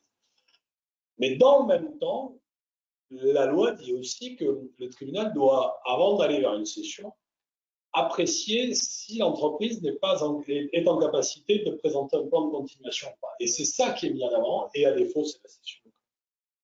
D'accord. Et alors, quel type de cession? On va voir cession des actifs, cession d'entreprise totale ou partielle? On mélange un peu tout, Ouais. et franchement, c'est pas anormal. On commence à rentrer dans des schémas un peu techniques. En fait, ce qu'il faut retenir, c'est que dans le cadre d'un redressement judiciaire, on est dans un cadre de poursuite d'activité. Plus globalement d'ailleurs, quand il y a des administrateurs judiciaires, c'est qu'il y a une activité. Quand il n'y a plus d'activité, il n'y a plus d'administrateurs judiciaires. Et donc, dans le cadre du redressement judiciaire, la solution de cession, c'est forcément une cession d'une entreprise, d'un fonds de commerce. Si vous êtes intéressé par une partie d'actifs, c'est-à-dire que vous ne voulez pas de clientèle, c'est-à-dire que vous ne voulez pas de salariés, mais peut-être des outils. Alors, bien souvent, on se dit, oui, les outils, et puis ça me permettra d'aller voir peut-être quelques clients. C'est encore aussi des choses qu'on peut voir. Mais lorsque l'on est dans une notion de rachat d'actifs, c'est en liquidation judiciaire. Et du coup, sauf, il y a une exception, c'est que quand vous êtes en redressement judiciaire et que certains actifs ne sont pas nécessaires, la loi dit ne sont pas utiles au maintien de l'activité, là, le juge commissaire du redressement judiciaire peut autoriser le chef d'entreprise à céder ses actifs, et bien souvent le prix de cession est consigné en caisse des dépôts, et c'est le mandataire liquidateur à terme ou dans le cadre d'un plan, c'est réparti aux créanciers. Mais donc, le grand principe, c'est que quand on est en redressement judiciaire, on va vers une cession de fonds de commerce. Par contre, ça peut être une cession partielle ou une cession globale. Pour que ce soit une cession partielle ou définie comme telle, la loi dit qu'il faut que ce soit une activité susceptible d'exploitation autonome. Voilà. Bon, après, encore une fois, à la marge, on peut toujours se dire, ah, est-ce que c'est ça ou ça? Mais globalement, pour les professionnels, c'est assez facile de se dire, bon, est-ce que c'est une solution qui permet une exploitation autonome ou pas? J'ai comme cas de figure un transporteur qui fait à la fois du transport et de la logistique. On peut tout à fait imaginer qu'il puisse céder une partie de transport ou la partie logistique et continuer de l'autre côté. Ce sont des choses qui se voient. Oui. Dans le transport en particulier. Ouais. Très bien. Alors, dans le cadre de cette procédure donc de redressement judiciaire, quels sont les rôles du tribunal et de l'administrateur judiciaire dans la recherche des repreneurs? Là aussi, je crois qu'il c'est important d'évoquer ça parce qu'on entend tout et n'importe quoi, évidemment, comme autour de nos professions, mais tout ça, c'est rigoureusement prévu dans la loi. Lorsque on considère qu'il faut aller vers une solution de cession, encore une fois, c'est parce qu'on considère qu'il ne peut pas y avoir de solution de continuation. C'est une des rares prérogatives de l'administrateur judiciaire, c'est l'administrateur judiciaire qui, s'y considère que l'entreprise ne va pas être en capacité de se redresser, c'est lui qui peut déclencher des démarches pour chercher des solutions de reprise. Mais quand il déclenche ça, il doit informer toutes les parties à la procédure. C'est-à-dire que l'administrateur ne peut pas se lever le matin en disant aujourd'hui on va céder. Je ne sais pas pourquoi, c'est simplement mon humeur, on va céder. Ça ne marche pas comme ça. On doit informer le juge commissaire, on doit informer le dirigeant, on doit informer les représentants des salariés, on doit informer les contrôleurs s'il y en a un, le mandataire judiciaire, le procureur de la République, et tout ça est structuré, on doit l'écrire. Et en plus de ça, on doit adresser au greffe du tribunal les éléments essentiels pouvant faire l'objet d'une cession. Ouais. Et du coup, on rentre dans un système, si vous voulez, où l'information elle est connue, et où, en tout cas, des parties à la procédure à ce stade, et où on fixe une date limite de dépôt des offres, alors en fonction de quoi? D'une part de la trésorerie de l'entreprise, c'est quand même le nerf de la guerre, et d'autre part du délai de la procédure dans laquelle on est. Et ça encore, c'est pas une décision que prend un administrateur tout seul. Il échange avec le dirigeant, il échange avec le juge commissaire. Après, ça dépend des pratiques des tribunaux, mais en règle générale, si vous voulez, ce sont des décisions qui peuvent parfois être, entre guillemets, assez faciles à prendre. Quand l'exploitation se dégrade tout le temps, que la trésorerie est tendue, que le dirigeant vous dit non mais j'en peux plus, il faut aller vers la cession. bon, la prise de décision, elle n'est pas très compliquée. Par contre, quel est le timing? Comment, dans quel délai on va le faire? Ben, on revient à la caisse départ, la trésor, et aussi les conditions dans lesquelles on pense qu'on va pouvoir avoir les éléments pour créer une data room. Parce que dans une entreprise déstabilisée, aller avoir des documents comptables, la copie des contrats, il faut avoir après une liste anonyme des salariés. Enfin, il y a tout un tas d'éléments assez basiques. Ça paraît rien, mais parfois c'est très compliqué à obtenir. Donc c'est ça qui fixe. Après, une fois que cette date de limite de dépôt des offres est fixée, les candidats se manifestent auprès de l'administrateur judiciaire. Alors là, on peut se dire, ah ouais, mais du coup, c'est lui qui décide de tout. Ben non, là encore, on se trompe. Puisqu'on a une obligation d'abord de diffuser ces offres auprès des dirigeants, des représentants des salariés, des mandataires, des procureurs et compagnie. Mais aussi, on a l'obligation de la déposer au greffe du tribunal où la loi dit toute personne intéressée peut en prendre connaissance.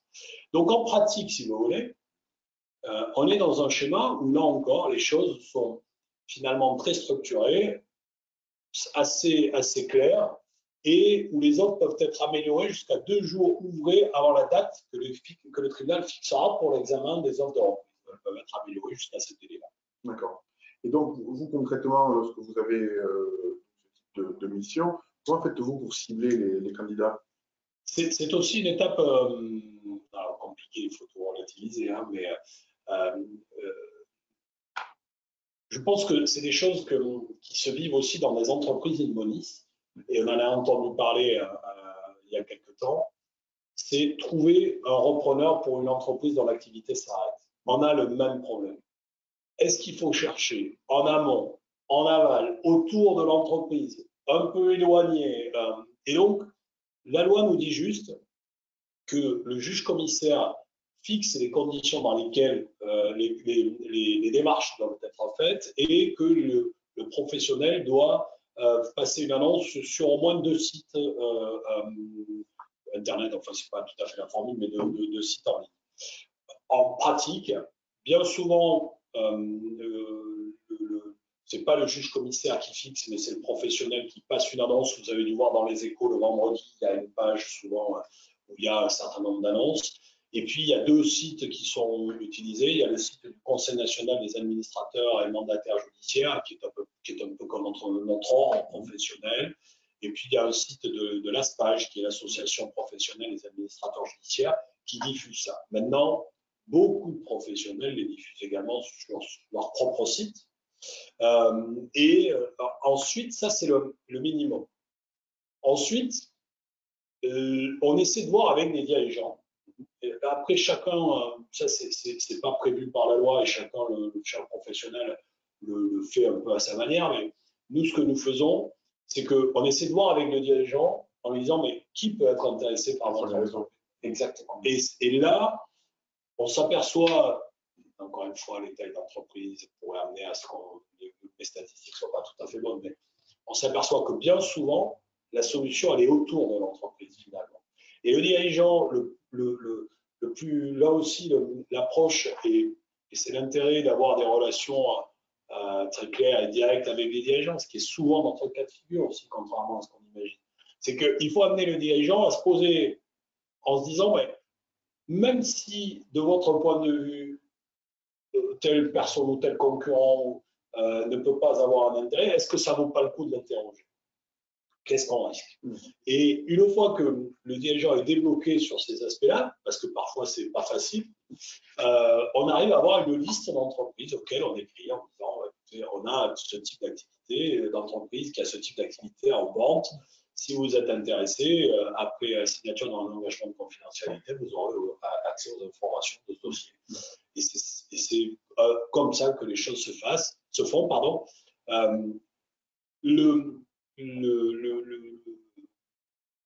J'allais vous dire que quand on arrive à avoir une solution, on est déjà bien content.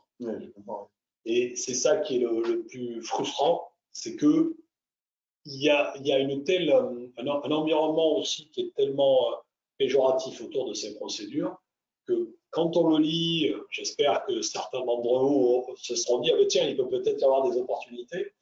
Et souvent, en fait, on est avec des gens qui se disent non, mais il vaut mieux attendre la liquidation parce qu'on prendra ce qu'on veut, etc. On prendra surtout ce qui reste. Exactement. Et moi, je pense qu'il y a un élément qui est extrêmement difficile à appréhender et qui est, à mon avis, un élément très fort pour les procédures d'ordonnancement judiciaire. Alors, je ne suis sans doute pas objectif, mais c'est que dans notre cas de figure, il n'y a pas d'arrêt d'activité.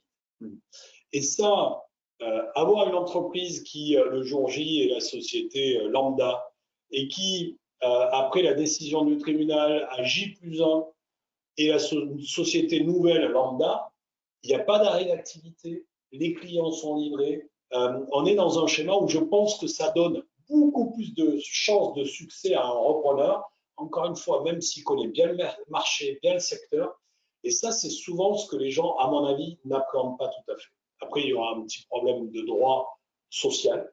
C'est que souvent, pour l'instant, ça passe à travers dans beaucoup de cas de figure, et tant mieux, hein, si ça permet des solutions. Mais il y a une seule dérogation au fait que les salariés sont rattachés à un fonds de commerce. La seule dérogation, c'est dans le cadre d'un redressement judiciaire ou liquidation avec maintien d'activité, puisque les règles sont les mêmes, mais dans le cadre d'un redressement judiciaire, le tribunal, lorsqu'il autorise la reprise, si vous avez une société qui a 20 salariés et qu'il y en a 15 qui sont repris, le tribunal, dans sa décision, va autoriser le licenciement de 5 salariés dans telle et telle catégorie professionnelle. C'est la seule exception juridique qui permet à un repreneur d'être totalement sécurisé. Si on est en liquidation judiciaire, qu'un repreneur reprend 10 personnes, du coup il en prendra peut-être un peu moins, mais admettons 10 sur les 20, le risque qu'il a, c'est un peu théorique, mais le risque qu'il a, c'est que l'AGS refuse d'indemniser les 20 et dise, bah écoutez monsieur, mais non, vous avez repris la même activité, vous avez gardé ce fonds de commerce, vous avez les mêmes outils, au même endroit, vous faites la même activité. Et donc, juridiquement, bah, messieurs, vous devez reprendre les 20 personnes, pas les 5 ou les 10 que vous avez décidé. Et ça, je ne cherche pas du tout à en rajouter. On voit des situations où finalement des reprises en liquidation se font et encore une fois, tant mieux si ça ne pose pas de problème de fond. Mais c'est un élément qui, à mon avis, avec l'attitude de l'AGS, peut devenir un vrai sujet parfois. D'accord.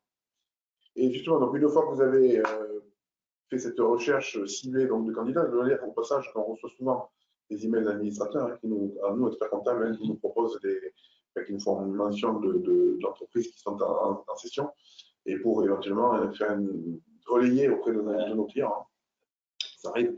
Donc une fois que vous avez donc fait cette recherche de candidats potentiels ciblés, comment vous y prenez-vous pour examiner les offres? Alors, l'intérêt encore là, c'est qu'il n'y a pas qu'un avis qui est donné.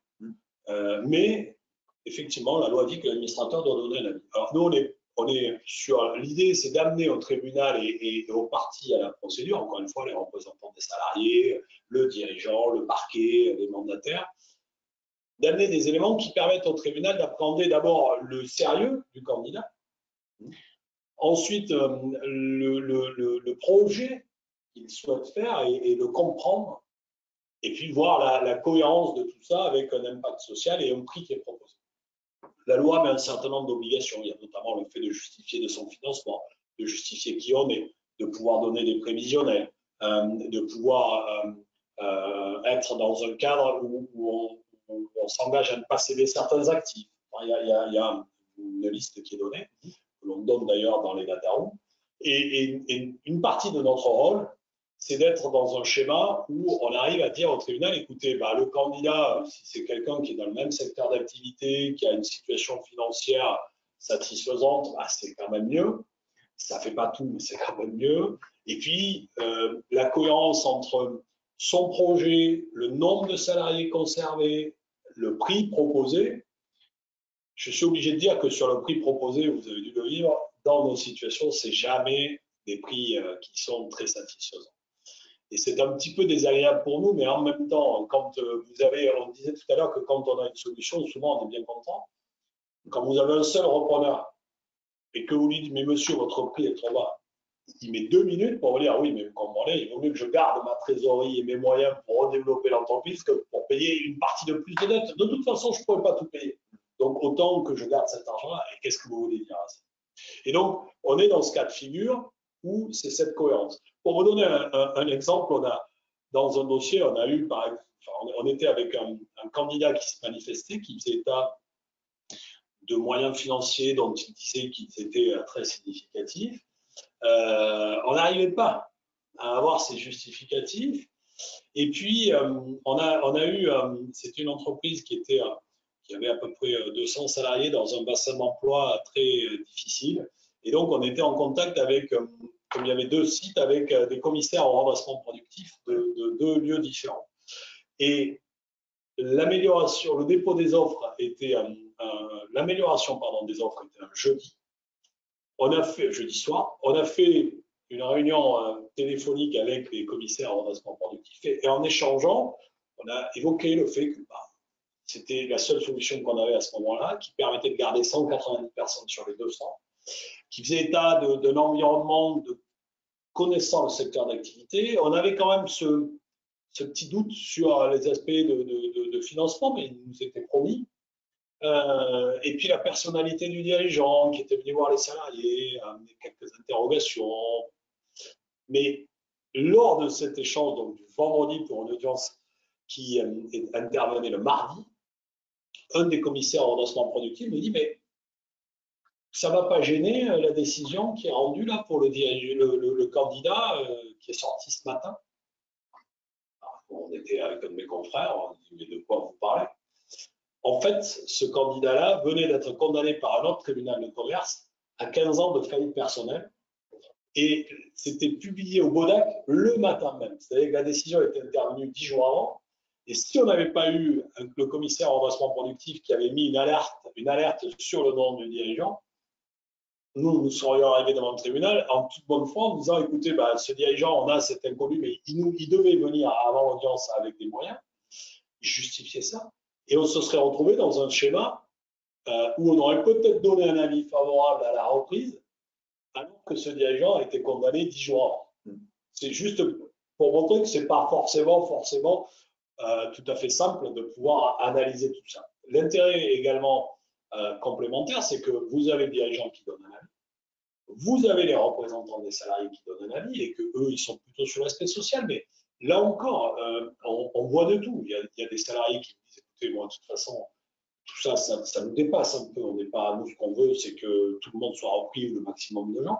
Mais vous n'avez pas que ça. Vous avez des gens, des salariés qui essaient de creuser, qui veulent poser des questions, qui donnent des avis et qui sont parfois moins techniques, mais qui sont d'une cohérence et d'un bon sens absolu.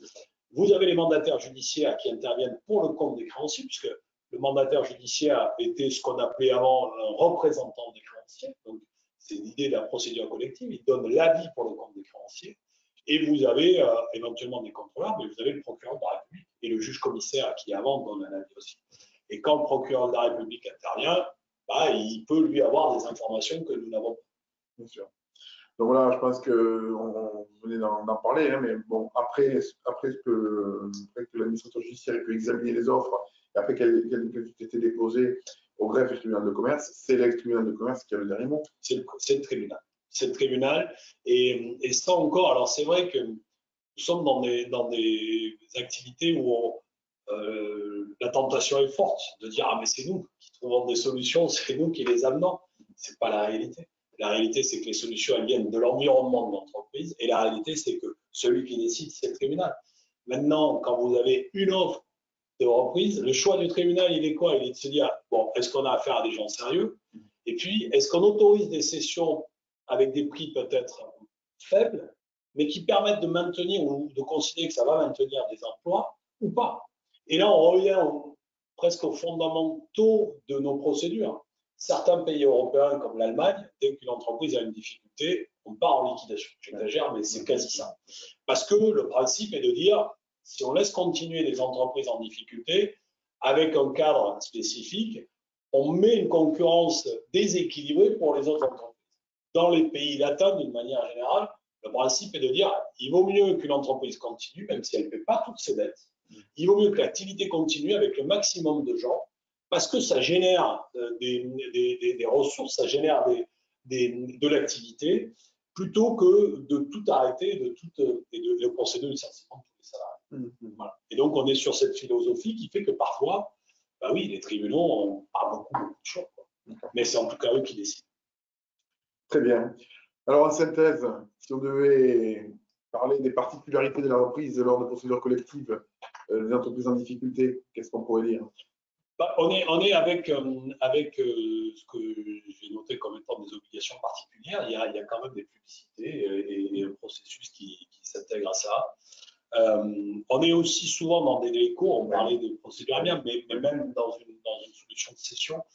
Et je trouve qu'on recommence à avoir quelques dossiers avec des entreprises qui sont dans des situations compliquées. Et du coup, sans trésorerie, vous ne pouvez pas tenir très longtemps, donc il faut que les solutions de reprise se fassent très vite. Évidemment, on n'a pas le même degré d'information pour un repreneur.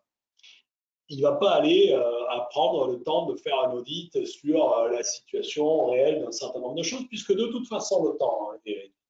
A contrario, alors ça amène au fait qu'il n'y a pas de garantie d'actif, mais il n'y a pas non plus de garantie de passif à apurer. C'est-à-dire qu'en pratique, à une exception près, on est dans un schéma où un repreneur considère le dossier, prépare son projet, et s'il dit au tribunal, écoutez, sur votre entreprise de 20 personnes, moi je peux en reprendre 15 et je vais vous offrir 100, le tribunal peut lui dire non, monsieur, dans ces conditions-là, nous, on n'autorisera pas la cession. Mais le tribunal ne peut pas lui dire non, non, c'est pas 15, c'est 20, et c'est pas 100, c'est 200. Ça ne peut pas être imposé à un repreneur. Et du coup, si vous voulez, ça, c'est quand même aussi ce qui fait qu'on est dans un équilibre où, certes, on ne peut pas avoir une grande garantie des actifs, et donc il y a une inconnue là-dessus, c'est effectivement objectif, mais en même temps, c'est ce qui fait qu'on est aussi sans passif et où on est avec des prix qui sont relativement faibles. Je disais sans passif, il y a une exception qui porte en règle générale sur des financements bancaires. C'est un article qui est l'article 640 de 12, alinéa 4 du Code de commerce, qui dit que lorsque un financement a été mis en place pour l'acquisition d'un bien et qu'il y a une garantie qui porte sur ce bien, la règle, c'est que le repreneur doit poursuivre les échéances de cet emprunt. L'exception, c'est que si le candidat propose un prix forfaitaire, il faut l'accord de la banque. Alors, on voit ça sur des nantissements, par exemple, de fonds de commerce. Si l'entreprise, enfin les créateurs ont fait un financement pour acheter le fonds de commerce ou un des fonds de commerce de l'entreprise, que la banque a pris une garantie de nantissement sur le fonds de commerce, c'est un financement de 100 et qui reste 50, ben le repreneur doit reprendre les échéances qui restent dues au moment du transfert de propriété, ce qui amène un décalage. S'il est dû 50 au jour de la cession, mais que les actes mettent 3 semaines, 3 mois ou 6 mois à être signés, là, il y a autant d'échéances qui ne paient pas. Mais il y a cette règle-là. C'est la seule qui fait qu'un repreneur peut avoir un poids de passif à supporter, mais parfois, c'est aussi une bonne manière de financer. Parce que si il reste 50 à payer et que vous offrez ça en tribunal, vous pouvez dire, écoutez, je reprends les emprunts conformément aux dispositions de l'article 642.12 alinéa 4. Et par contre, je vous offre un complément de prix forfaitaire qui est de 50. Mais du coup, les 50 que vous payez, vous les payez étalés dans le temps. Et du coup, ça permet parfois de trouver des équilibres dans le montage financier. Donc ça peut arriver. Bien sûr. Le dernier point, mais je vous l'ai dit, mais je pense que c'est véritablement un point qui peut-être d'ailleurs, à mon avis, est intéressant pour les professionnels que vous êtes, quand vous avez des clients qui peuvent être intéressés, c'est véritablement l'aspect du maintien de l'activité. Je crois que c'est vraiment quelque chose de très important. Là aussi, moi, j'avais vécu un dossier dans lequel des candidats, l'entreprise faisait une activité dans le paramédical, dégageait des revenus très significatifs. Et pour se diversifier, ils ont repris une activité qui n'était pas très éloignée, mais qui était dans la reprise d'entreprises qui faisaient du mobilier adapté pour des personnes handicapées ou en tout cas en difficulté de mouvement. Ils ont attendu la liquidation pour la reprendre. Ils ont été obligés de redemander un redressement judiciaire sur cette entité et ils ont failli mettre à plat la première entité. Et c'était des gens remarquables qui avaient pensé avoir tout calculé et qui, en fait, d'eux-mêmes me disaient, mais nous n'avons pas pu peser le poids d'un arrêt d'activité, parce qu'évidemment, les clients n'attendent pas, parce que, évidemment, d'autres reprennent la place, parce que l'environnement, une fois que c'est arrêté, c'est compliqué. Très bien, mais merci beaucoup, Jean-François, pour cet éclairage très intéressant qui démontre une fois de plus que le temps est un facteur clé de succès dans les procédures. Là, que ce soit sur la prévention des difficultés ou que ce soit sur la cession d'une entreprise. On voit également l'importance du rôle de l'expert comptable, je pense qu'on soit du côté du vendeur, du cédant ou même du côté du repreneur, dans la connaissance qu'on peut avoir des différentes procédures, et donc l'intérêt de la constitution de l'équipe de crise avec les avocats, les administrateurs judiciaires, pour apporter vraiment à l'entreprise ce panel de solutions et trouver véritablement l'enchaînement des procédures, parce que c'est pas toujours une procédure, mais l'enchaînement qui va permettre de faire de la cession de l'entreprise une réussite. Oui, parce qu'en plus, vous voyez, quand je commence à parler, j'ai du mal à m'arrêter, mais une fois de plus, si vous voulez, tout ça, ça peut paraître tout à fait facile, on peut se dire, tiens, mais en fait, tout ça, c'est nourri par les échanges que l'on a avec les dirigeants, avec ses conseils, et décider qu'on va vers une procédure de préparation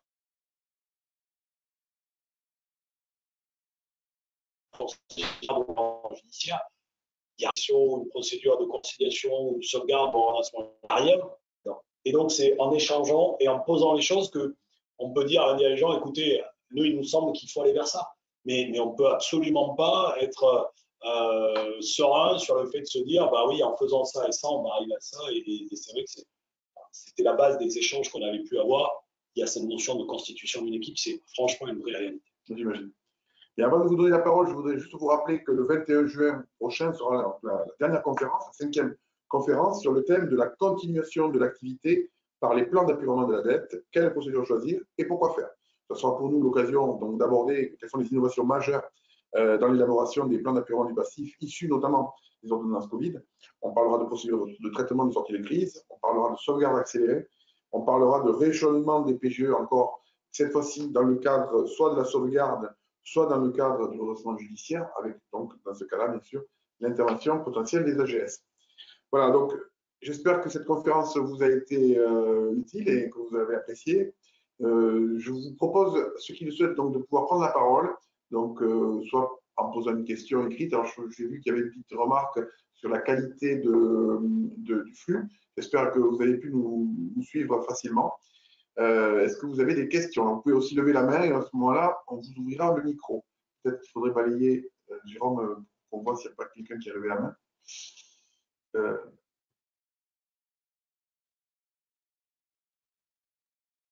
N'hésitez pas, c'est le moment. Hein, si vous avez des cas à nous expliquer ou des situations que vous souhaitez aborder éventuellement ou des précisions à demander, n'hésitez surtout pas. Bon, il n'y a pas de... C'est souvent la première question qui est la plus difficile, et après ça vient. Descends un petit peu pour voir. Descends un petit peu, je sais plus. Qui c'est qu'il y a? Je vais donner la parole à quelqu'un, peut-être.